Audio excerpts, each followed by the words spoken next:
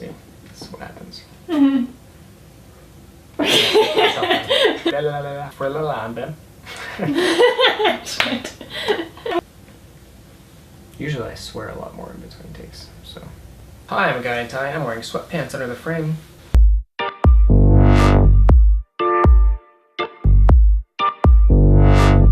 Hi, I'm a guy in a tie, and as was of course originally the plan, I will be continuing my biannual series of reviews on franchise reboots that begin with the letter B.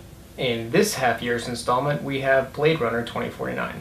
In all seriousness, this movie was magnificent. I haven't felt this way walking out of a theater in a really long time. It takes a science fiction classic, a film that many consider to be Ridley Scott's masterpiece, and expands on it with a more complex story, while asking the same philosophical questions that the original does, and some new ones. And I'm only going to give the basic premise because the plot is essentially one revelation after another. So 30 years after the first film, humanity still uses replicants, which are artificial genetically engineered human lookalikes that are used for a number of dangerous or undesirable tasks. Essentially, they're slaves. These replicants aren't made by the same corporation that they were in the last picture, though.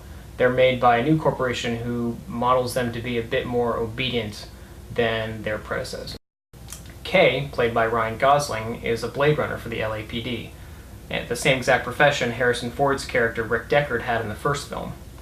And as a Blade Runner, Kay hunts down the older, more rebellious models that were made during Rick Deckard's time, a few decades earlier.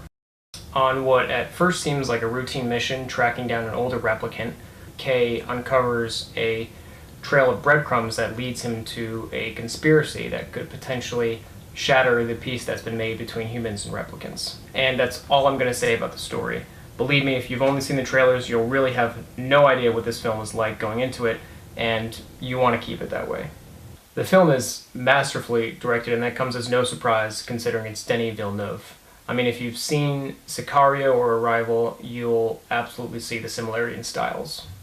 Villeneuve has an appreciation for slow burn takes, letting the viewer drink in the visuals of the color palette, the lighting, the environment, the movement of characters across it, and that's something that's actually pretty rare nowadays. He's also a director who appreciates the value of quiet, the weight of silent implication in between lines or actions or scenes. The cast is fantastic, and I think that's both a credit to the actors and to Villeneuve. Honestly, the most affecting performance of the movie for me might have come from Ana de Armas, who plays Joy, Kay's computer-programmed holographic girlfriend.